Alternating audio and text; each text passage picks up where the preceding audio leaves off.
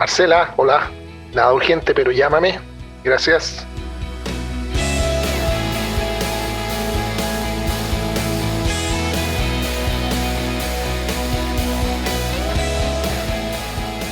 ¿Qué tal, amigos? ¿Cómo va la cosa? Bienvenidos y gracias por acompañarme en otra de mis conversaciones pendientes con gente a la que sigo o admiro o que me intriga o me irrita o que saben mucho o que la llevan o simplemente amigos míos con los que me entretengo conversando. Esta vez le dije que no era nada urgente, pero que por favor me llamara a Marcela Cubillos. Marcela Cubillos no requiere mayor presentación, ustedes la recuerdan como diputada, ministra y hoy directora ejecutiva de Libertad y Desarrollo, pero yo la llamé para preguntarle por algo muy puntual. ¿Por qué reposteó ella hoy día en su cuenta en Instagram una imagen de la Puerta de Brandenburgo? Un momento de hace 33 años vital en la historia del muro de Berlín. Pero como suele pasar en estas conversaciones, terminamos hablando de un montón de otras cosas. De Ronald Reagan, de Margaret Thatcher, de una política española vigente, Cayetana Álvarez de Toledo. Hablamos de su hermano, Felipe Cubillos. Hablamos del Festival de Viña. Hablamos del ballet. Hablamos también de lo que fue su experiencia como alumna de Jaime Guzmán. Y sobre la importancia de las ideas y de defenderlas con valentía para contribuir a la sociedad. Los dejo con la notable y gran Marcela Cubillos.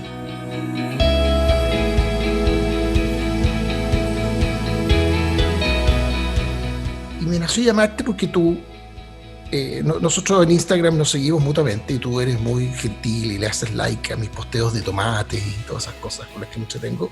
Pero hoy día hiciste algo inusual. Hiciste un reposteo a algo que yo subí muy temprano porque tengo yo grabada esta fecha como el día en que Reagan pronunció esa frase en la Puerta de Brandenburgo en Berlín, y en su cara le dijo a Gorbachev, déjese hablar de lo que quiere hacer por la paz, bring down this wall, tear down this wall, ¿no? Bote esta muralla. Y tú le hiciste un repost a eso. Y te quería preguntar por qué, o sea, está claro la importancia que tiene, pero ¿por qué a ti? ¿Qué te gatilla? ¿Es Reagan? ¿Es la muralla? ¿Es la mezcla de las dos cosas? En el fondo exijo una explicación. No, a ver, primero no tenía yo, a lo mejor de ignorante, registrada en la memoria la fecha exacta del discurso. ¿Ah? No, pues eso no es de ignorante, es de persona razonable no tener la fecha grabada. No sé. Entonces primero me llamó la atención cuando te lo vi en el Instagram, y no solamente te lo reposté en Instagram, sino después lo subí a Twitter, y por eso te preguntaba temprano en la mañana si tenía claro. También Twitter por escrito. Yo creo que son varias las cosas que me producen, pero si yo pudiera elegir una, es la admiración por un político valiente. Digo, más allá de la caída del muro de Berlín. Es una persona que primero le dice a otro, en el fondo, déjese de hablar y haga. Se lo dice en su cara, en el fondo. Lo dice en Berlín.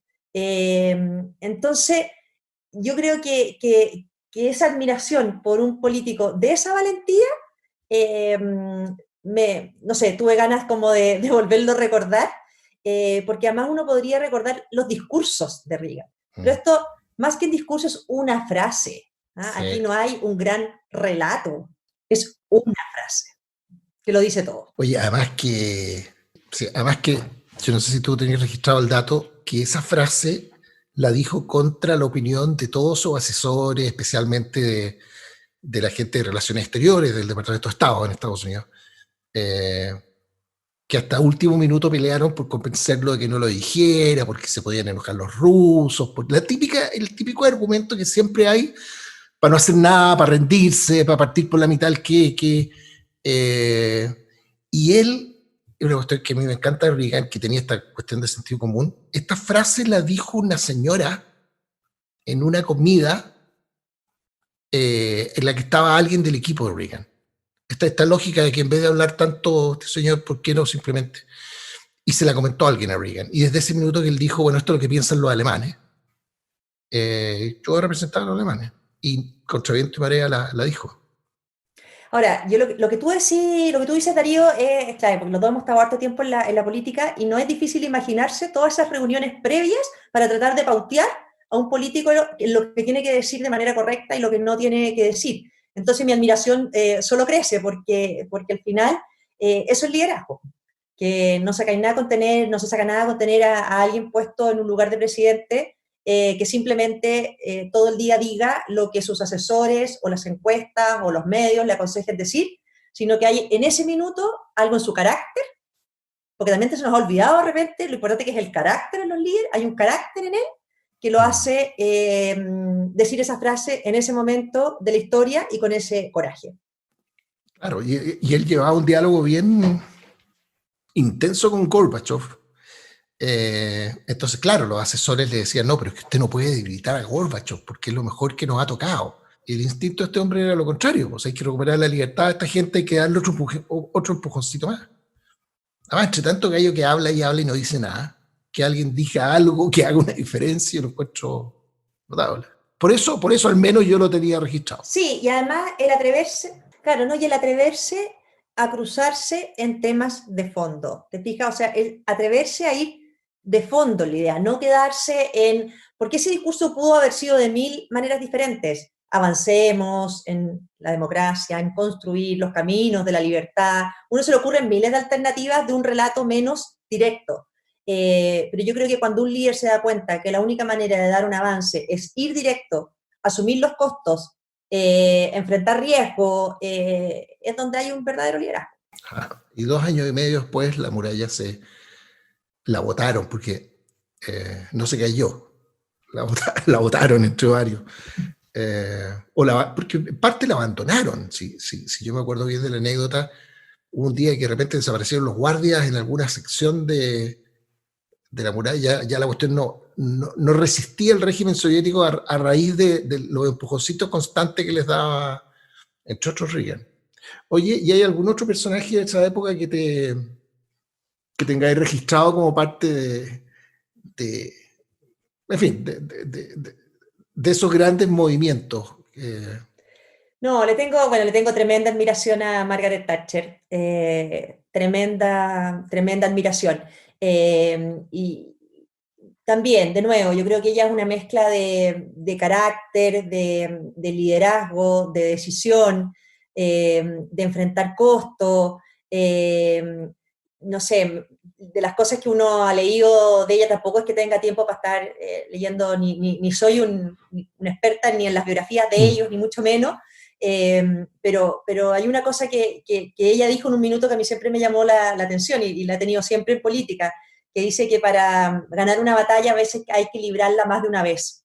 Y eso demuestra una perseverancia y un sentido político que a mí me impacta, porque hay veces que creemos en temas fundamentales que damos una pelea, la perdemos porque no tuvimos los votos en el Congreso, la perdemos porque no pudimos convencer a nadie, la perdimos comunicacionalmente, pero es tan fuerte cuando ella dice, para ganarla quizás hay que volverla a librar una y otra vez, de distintas maneras. Entonces, una frase que a lo mejor no es tan conocida porque no es una cita, ¿te fijáis?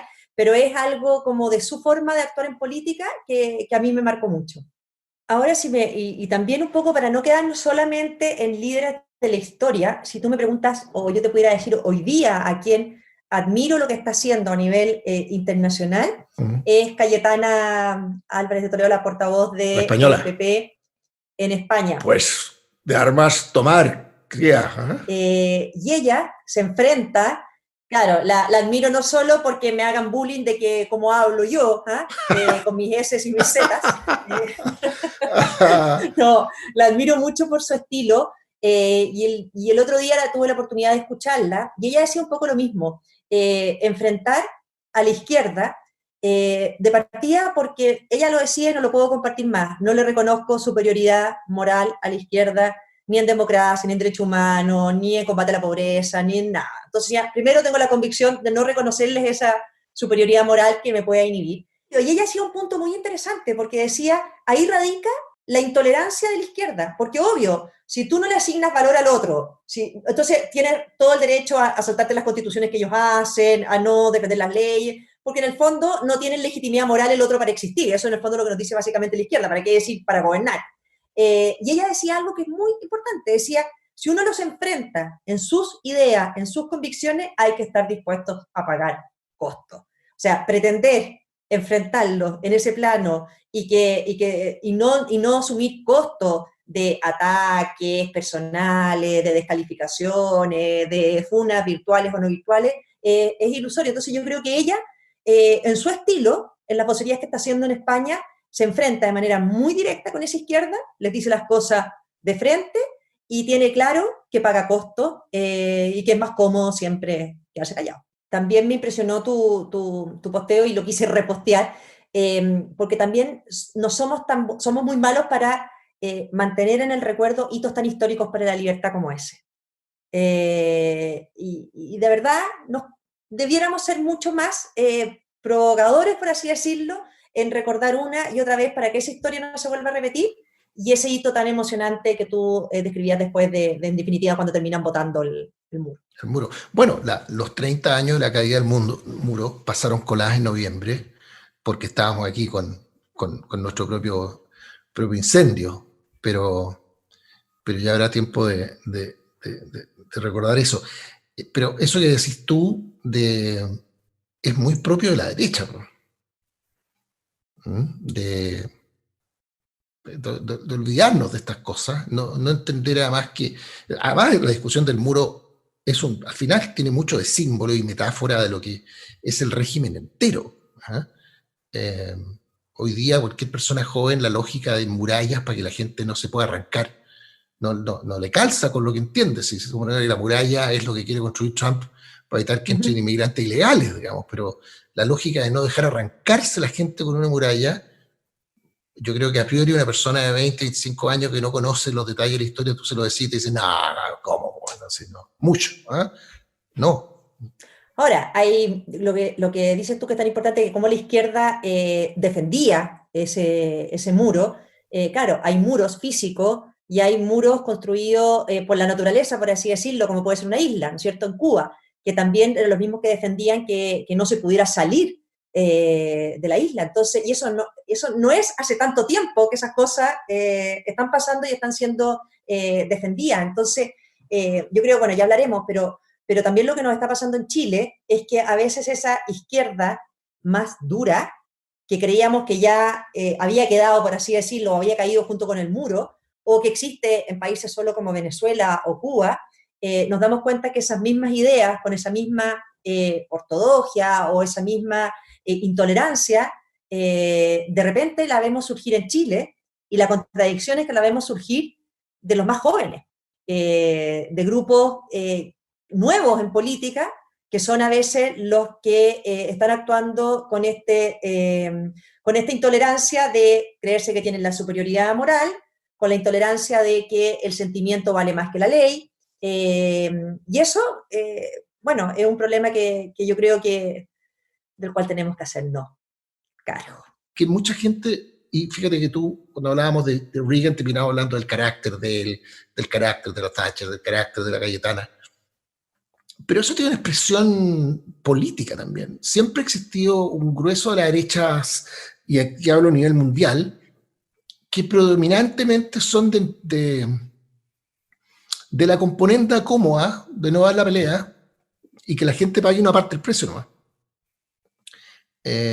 Y yo te reconozco, desde que te conozco, independientemente de donde estuvierais parada políticamente, de qué movimiento estaba yo, no, qué sé yo, instintos políticos que no son los típicos. Yo no me identifico con esa derecha a la que no le duele ver los efectos que las ideas de izquierda provocan en las personas. Porque cuando a ti eso no te duele, te transformas, como dices tú, en un opinólogo en que es mejor criticar, o mejor estar por arriba, o mejor no cruzarse nunca, pero como que tengo desde siempre esa convicción de que las ideas de izquierda al final lo que se traducen es en dolor, en injusticia, en faltas de libertad. Entonces, el día que a mí me deje de doler lo que esa idea de izquierda provoca, quizás deje de defender con tanta pasión y convicción las ideas que quiero para Chile. Y si tú me apuras un poco más, el paso por el Ministerio de Educación me terminó de marcar completamente. O sea, el conocer familias en concreto, jóvenes en concreto, para quienes una reforma impulsada por la izquierda les privaba de libertad en algo tan básico como era educar a sus hijos, es cuando empiezas a ver en concreto el daño que se hace. Y si tú ves ese daño, ¿con qué cara no defiendes con más convicción una y otra vez lo que hay que hacer o desnudas una y otra vez el daño que se está provocando al frente? Yo creo, Marcela, ahí que la perspectiva del tiempo va a permitir que alguna gente advierta la profundidad, la importancia que tenía el, el debate, el debate que se armó ahí, y básicamente porque tú decidiste ser un portavoz de lo que los papás y las familias querían, eh, apartarte de la visión ideologizada del tema, y yo creo que la izquierda simplemente reconoció en eso un peligro gigantesco para su visión del tema y decidieron darte con todo nomás. O sea, toda la artillería. Bueno, yo sabía los costos que iba a O sea, asumir. perdón, para variar tengo la impresión de que en general la izquierda entendió mucho mejor la importancia de lo que tú estabas planteando que el grueso de la derecha en Chile. No, pero siento que la derecha también, porque tuve ahí un apoyo muy grande, pero siento que, claro, yo siempre supe los costos que tenía criticar la reforma que se había hecho en el gobierno de la presidenta Bachelet. Ellos creían que iba a llegar un Ministerio de Educación simplemente para administrar lo que ellos ya habían hecho, que lo habían hecho una vez, ya habían asumido los costos electorales, porque en gran parte yo creo que perdieron la elección presidencial precisamente por los apoderados que reclamaban las faltas de libertad que se habían dicho en esa reforma, pero yo creo que sentían que una vez ya habían asumido los costos y listo, ya estaba instalada la reforma. Los apoderados habían sido los grandes ausentes, nunca nadie los había querido escuchar, los incorporamos a la discusión, y sobre todo yo siento que de verdad que los valores que ha impulsado la izquierda en materia de educación y que en esa reforma se plasman en acciones concretas, en la de ellos, le está haciendo un daño muy grande a la educación. Y sí, tenía costo, pero no importa. Aquí vuelvo a lo de las Margaret Thatcher. Yo creo que hay batallas que hay que librarlas más de una vez, porque no son en beneficio personal. O sea, cuando tú te topabas con un joven que lloraba a mares, Darío, o sea, lloraba en Concepción, que se había preparado toda la vida en la educación pública para poder llegar al liceo que él quería llegar, para prepararse porque su primo estudiaba Derecho en la Universidad de Chile y él quería estudiar Derecho en la Universidad de Chile, y resulta que llega octavo y todo su esfuerzo no sirvió para nada porque entró en este mecanismo aleatorio y no quedó en el liceo que le abría esas puertas. Entonces, ahí ya no eran los papás, era un joven el que le había frustrado sus aspiraciones. Claro, y se le había frustrado. Y no era producto de... Y él venía de la vocación pública, no privada ni subvencionada. No, y se le habían frustrado un grupo de teóricos que nunca han estado expuestos a esa situación. Entonces, eso indigna, y cuando eso indigna, obviamente hay que dar las peleas y habrá que darlas una y otra vez. Oye, pero espera, pero deja ir un poquitito más atrás, o bien atrás en realidad. ¿Cuál fue la primera vez, Marcela Cubillos, que tú dijiste, yo creo que a lo mejor me voy a dedicar a la política? Es más, te diría, porque yo tiendo a pensar que en alguien como tú, y hagamos el disclaimer, yo a ti te conozco desde la época de la universidad, digamos, era muy difícil para alguien de nuestra generación, tú eres bastante más joven que yo, pero imaginarse bien qué significaba dedicarse a la política, porque no había política en Chile, no había congreso, no había partido, había una dictadura, punto. Entonces, yo creo que inconscientemente esa cuestión estaba instalada en personas como tú. Entonces, así mirando para atrás, ¿cuál es el primer minuto que se te puede haber cruzado por la mente que a lo mejor tenía sentido dedicarle las mejores horas del día a esto? A los 12 años. Ah, así de claro. Yo pensé que así, mira, no sé. A los 12 no. Fue un día martes a las 4 de la tarde mientras leía. Bueno, casi. A ver, no, casi, porque mi papá, en la época mi papá fue ministro de Pinochet en el gobierno militar, fue ministro de Relaciones Exteriores, como tú sabes.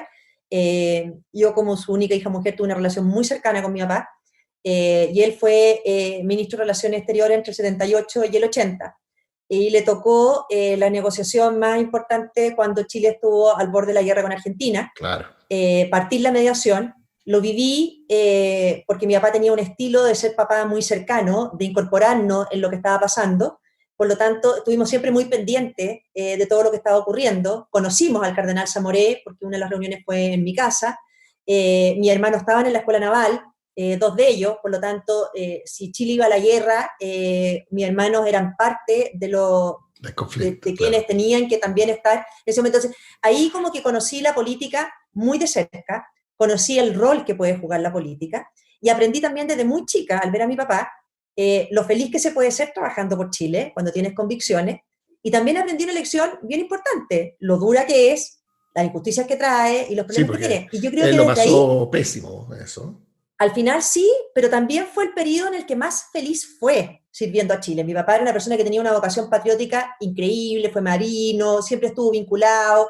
Entonces conocí, claro, lo feliz que puedes ser sirviendo a tu país y también tienes las cosas duras. Entonces a mí eso me marcó y yo creo que ahí decidí que de todas maneras mi vida iba a estar ligada a el trabajo por Chile en el lugar que fuera. Marcó hasta mi decisión de carrera. Entonces sí te puedo decir casi con fecha y Con año fecha. Y es lo que divertido, marcó. porque además de una persona que mientras tú estabas ahí en primero de Derecho, trataba de convencerte, involucrarte de algún movimiento a otro, y más de alguno debe creer que fue clave en convencerte, dedicarte a esto. Y no tiene idea que de mucho antes No, tenía fue mi ahí. papá. Sí, fue mi papá. Qué notable.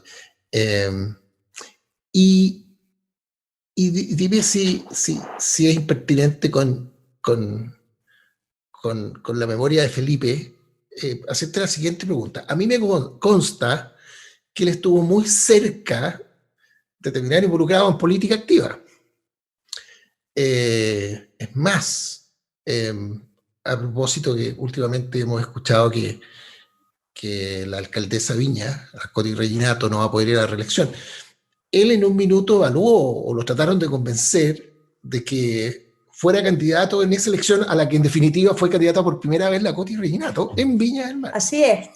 Y yo estuve con él en mi casa, y bueno, al final él decidió hacer otra cosa, pero ¿cómo te imagináis tú que Felipe, yo no me lo imagino tolerando la política, él era de hacer las cosas lo antes posible, pero en fin, no sé si alguna vez te he hecho esa pregunta tú o él No, mismo. me la hice y lo hablamos mucho porque, bueno, Felipe era como muy parecido en montones de cosas y también, o sea, si mi papá me marcó a mí, nos marcó a todos, te fijas, y a Felipe muchísimo. Entonces ¿Todos te también decían tenía. chica o él te decía chica? Sí.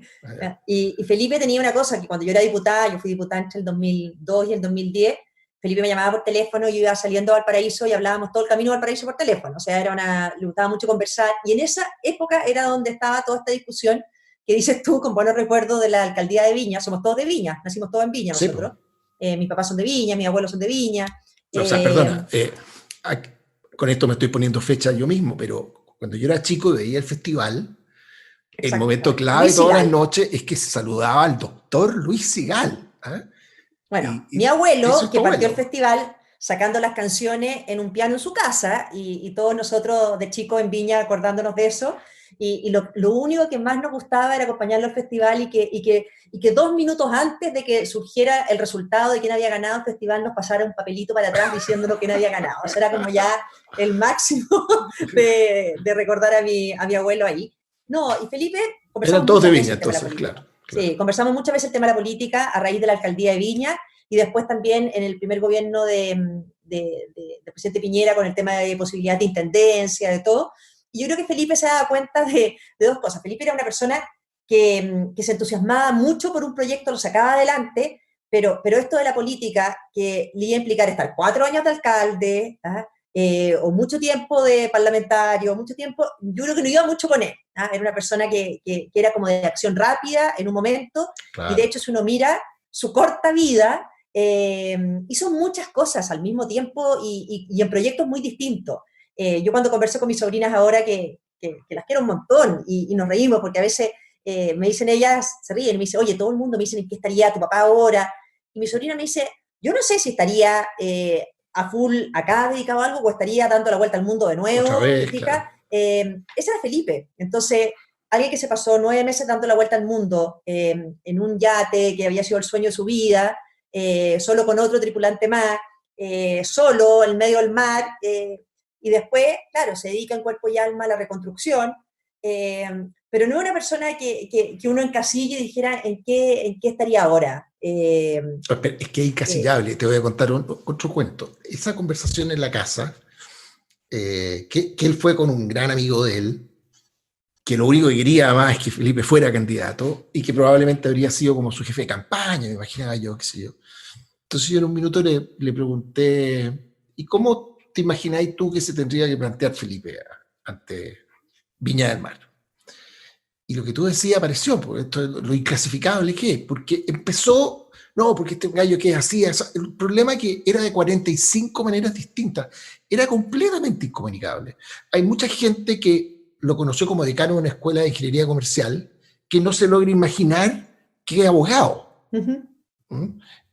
Otros lo conocieron como, yo creo, la primera .com en Chile la armó él, digamos, Se negocia, claro. senegocia.com, y otros lo conocían por el remo, y otros por los salmones, y otros por esta marina en Puerto Montt.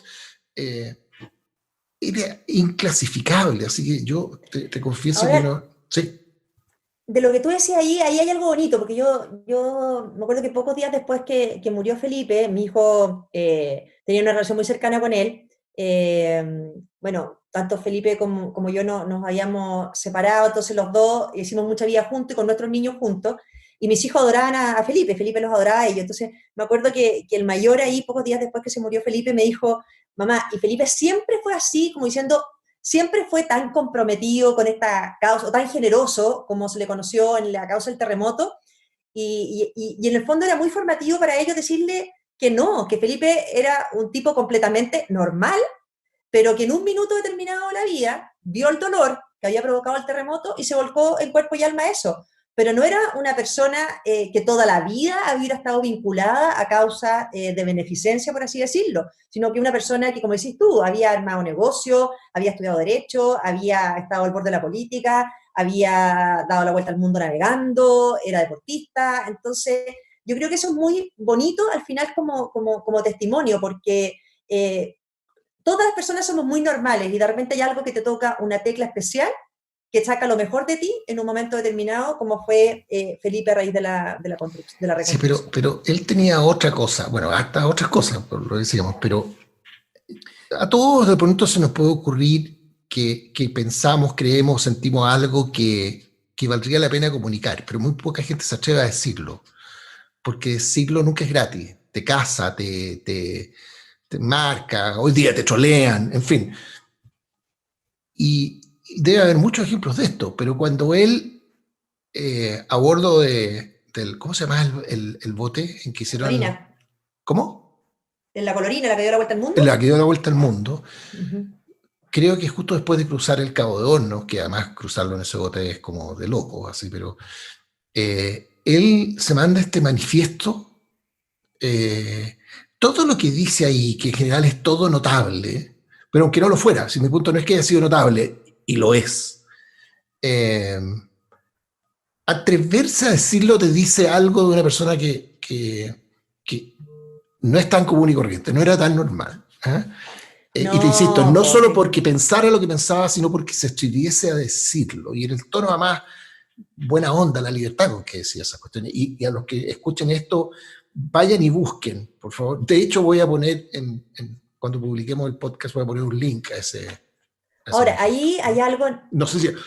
Perdona, no sé si llamarlo manifiesto tiene sentido, pero no sé. No, es que yo diría que ahí lo que pasó para Felipe en esa regata, porque en el fondo es eso que escribe ahí poco después de cruzar el Cabo de Horno, y son sus distintas comunicaciones durante toda la regata, porque efectivamente cuando alguien como él está solo meses al medio del mar, en temporales, porque están solo, porque aunque hubiera ido con otro tripulante, en el fondo se están turnando, entonces mientras uno está despierto, el otro está durmiendo, o sea, hay mucha soledad, hay mucha reflexión.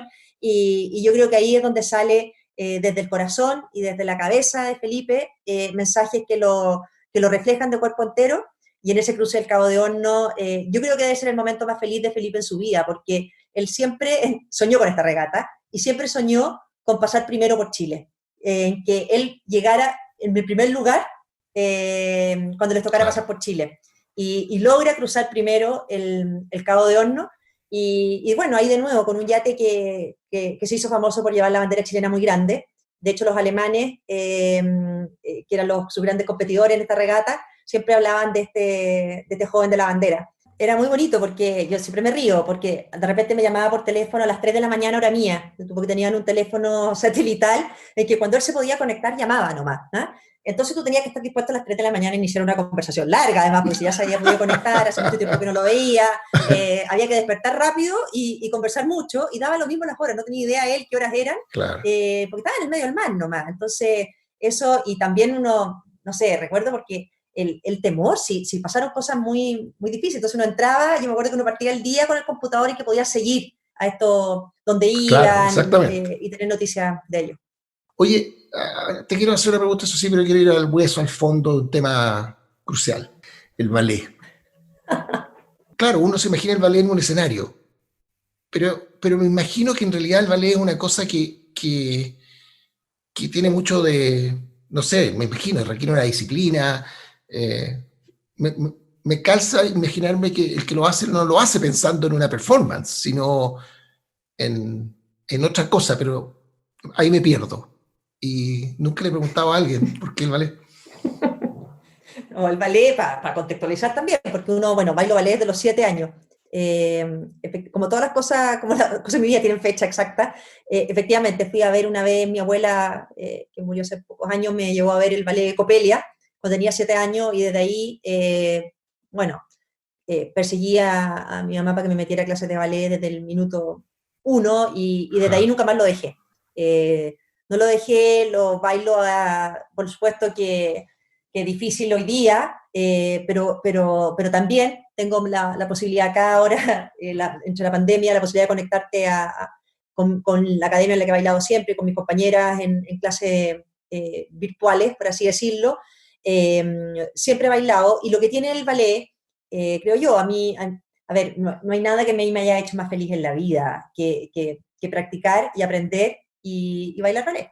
¿Y El por ballet qué? tiene, ¿Por qué eso? Eso. sí, primero tiene una vinculación con la música que es fundamental. O sea, es la música clásica y tiene eh, un sentido de comunicación con tu cuerpo y la música que es muy importante y te llena el alma. Y el ballet tiene algo que cuando tú bailas, tienes que estar, para poder bailar bien, tienes que estar 100% focalizado y Ah, concentrado en cada milímetro de tu cuerpo y con el oído 100% en la música. Es imposible que tú mientras bailas estés pensando en otra cosa o conectada con otra cosa porque tiene equilibrio, porque tiene dificultades, porque tiene estética, tiene belleza, tú tienes que transmitir que te gusta bailar. Y tú lo dijiste muy bien, uno no baila para un escenario, uno baila porque te hace feliz, no es más que eso, te hace feliz escuchar la música, te hace feliz que tu cuerpo responda a esa música, te hace feliz la concentración que implica, eh, el que tu cuerpo responda al equilibrio que necesita y a expresar sentimientos a través de la música y del cuerpo. ah. No, y qué suerte tener tú algo que cuando lo empezaste a hacer no fue para eso, no fue por eso, pero después con la vida y todo lo que trae, el tener en tu vida algo que exige desconexión total de todo lo demás para hacerlo, eso en sí es de un valor incalculable, porque de lo contrario, Tuve problema una vez para hacerlo, que fue en Derecho, cuando estudiaba Derecho, porque después siempre no se podía decir, pero en Derecho teníamos unas clases en la tarde con un profesor, y por suerte ese profesor en la primera clase dijo que no le importaba la asistencia.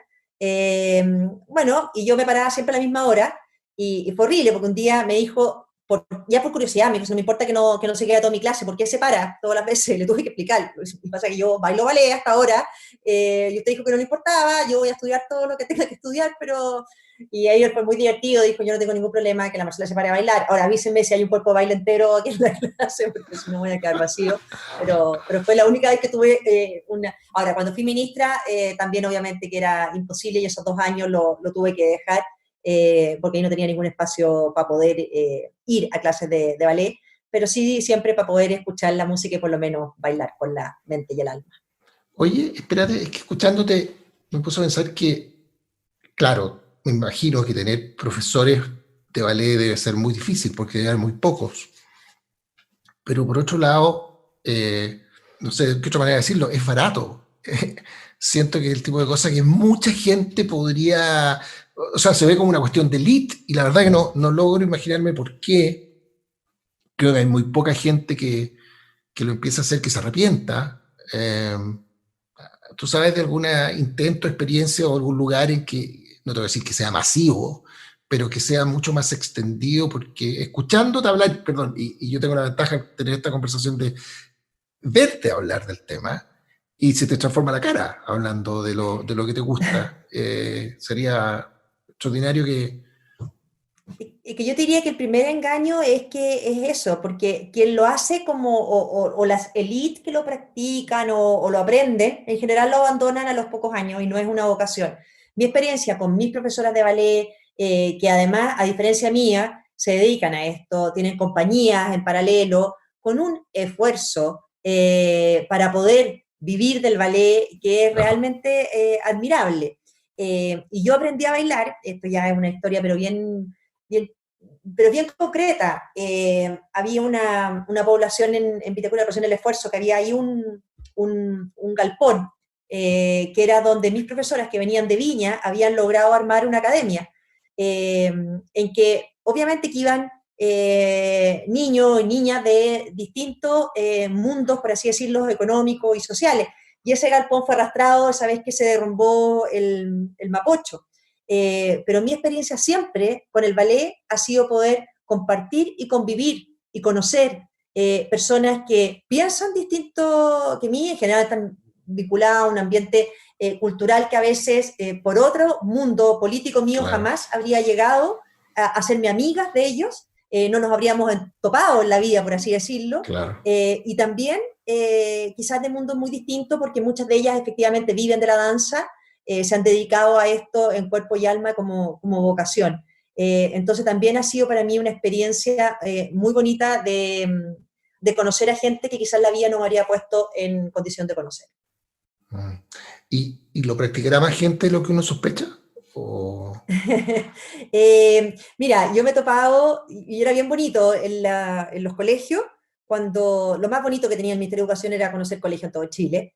Y muchas veces me tocó ir a colegios en que entre el espectáculo artístico que te preparan los niños con mucho cariño cuando va una ministra, me tocó conocer escuelas de ballet muy bonitas, de profesoras con una vocación enseñándoles ballet a niñitas en zonas muy vulnerables, con muy pocos recursos, y tú veías la alegría de esas niñas al bailar, el orgullo de la profesora, de las mamás.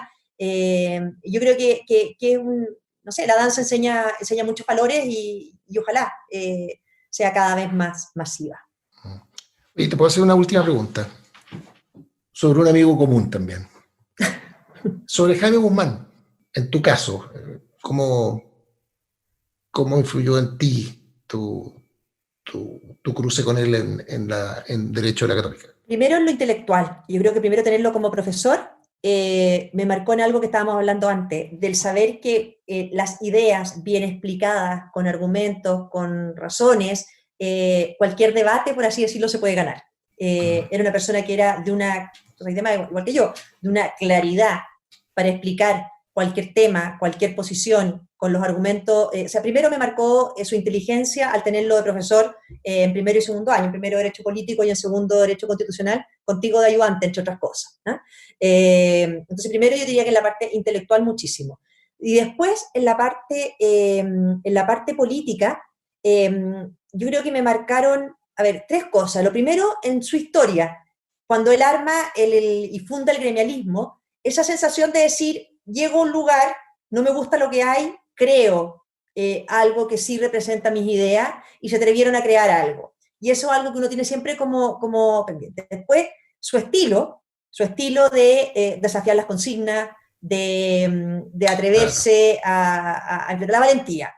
Y yo te diría que ahí el también de que había, yo creo que él fue la segunda persona después también de mi papá que me hizo ver que uno no iba a ser más feliz sino que solo dedicándose a Chile y al servicio público, que cualquier camino, por más feliz que uno pudiera elegir, de mayores éxitos profesionales y todo, no se iban a comparar con la posibilidad de estar dedicando la vida a trabajar por lo que uno cree mejor para su país. Y yo te diría que la muerte de él, a todos también fue su última lección. Tú partimos esta conversación hablando del discurso de Reagan, y podríamos también quizás cerrarla hablando de ese discurso de Jaime Guzmán cuando dice voto no. Y hace un voto no a esa reforma que permitía indultar a terroristas, con un coraje y una valentía y una soledad también impresionante. Y también en una frase muy corta que demuestra y corona, por así decirlo, todo lo que fue siempre su coraje y su forma de actuar. Muy bien dicho. Ya, doña Marcela, llamé para preguntarte por qué había hecho ese repost de mi Instagram y terminamos conversando una hora ya. Y nos fuimos por el chorro. Gracias, Marcela, que estés bien. Gracias, Darío, chao. Chao. Gracias, amigos, por haber compartido esa conversación. Un nuevo capítulo de Nada Urgente, pero llámame, cada lunes en la noche. La edición de sonido fue de Marcela Vega. La música de Nada Urgente, pero llámame es It's Possible, de Dan Philipson. Un abrazo a todos. Chao.